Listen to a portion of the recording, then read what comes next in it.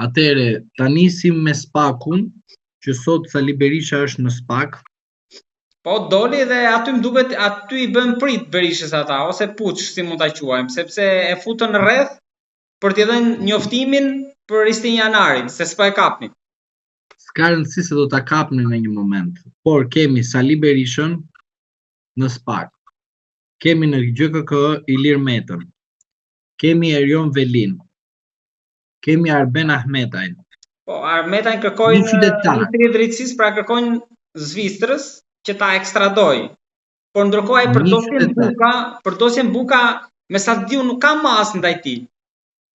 Jo, nuk ka mas, por hetohet, por gjithsesi nuk ka rëndësi kjo, por unë po ju parashtroj një fakt konkret që si opozita jashtë llojit, por edhe opozita brenda llojit në Partinë Socialiste, që kanë në gjykatën e drejtësisë së Partisë Socialiste.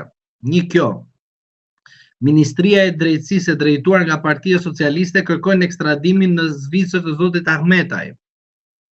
3.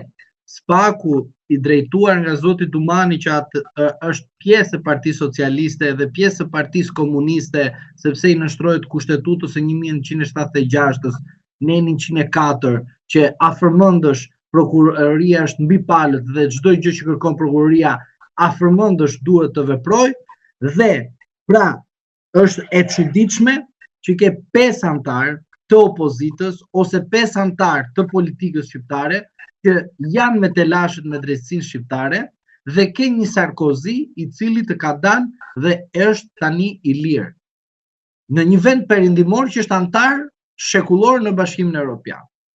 Pastaj, ora hyrin burg, ora mund të futesh burg, mund të dalësh, po jo të bësh statistika për shkak se të intereson ty nesër karriera jote personale dhe vendos atë karrierën tënde personale duke shkelur çdo dispozit të kodit të procedurës penale. Dhe zoti Duman jam i bindur që e ka shkelur, por gjithsesi në kalimin e kohës do dalin këto, do dalin e vërtet, do dalin në një moment. Por është shumë e çuditshme që në këtë situatë që ne jemi të kemi këto ngjarje të cilat për mendimin tim kanë, do të thosha, ndikim negativ për zhvillimin e demokracisë në vend. Dhe mos harroni një fakt tjetër, që në asnjë vend të botës nuk ka mundësi që të gjithë të qekan kaq shumë të pisë të aspektin juridik, dhe i vetëm që pas ka bashkëpunuar me këta që ka lule, dhe përveç kësaj të shkon sot dhe antarëson Partinë Socialiste në Bashkimin Sovjetik dhe jo Bashkimin Evropian, se nuk mund ta imagjinoj asnjë i arsimuar në perëndim që një Bashkim Evropian është shndërruar si një paket apo si një godin e Partisë Socialiste dhe zotit Rama. Është shumë serioze kjo që them.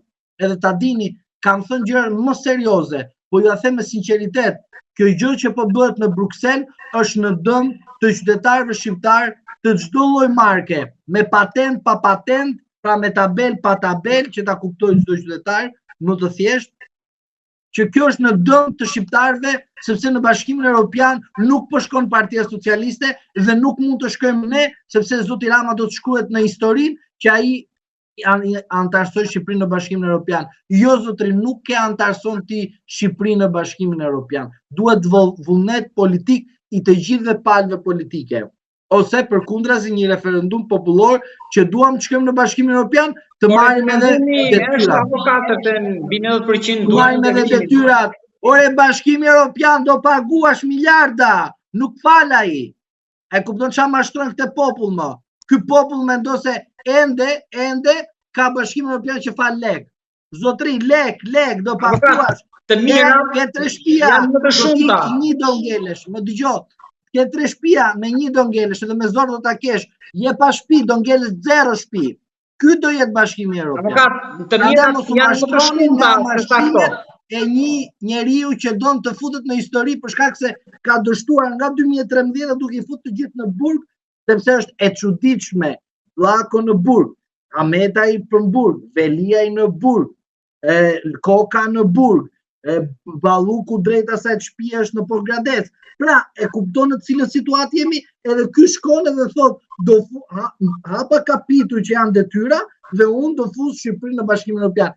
e kupton çfarë mashtrimi është ky. Avokat, mos ta bëni nder Greqia dhe na bllokon në këtë linjë që thoni ju. Ndoshta na thot mos hajdeni ka linjë as Greqia, as Italia, të dish dy vendet që kanë dhënë më shumë tek Shqipëria, kur kanë qenë gjithmonë në presidencën e Bashkimit Evropian, ka qenë Greqia dhe Italia që kanë dhënë shumë lek për të investuar tek shqiptarët.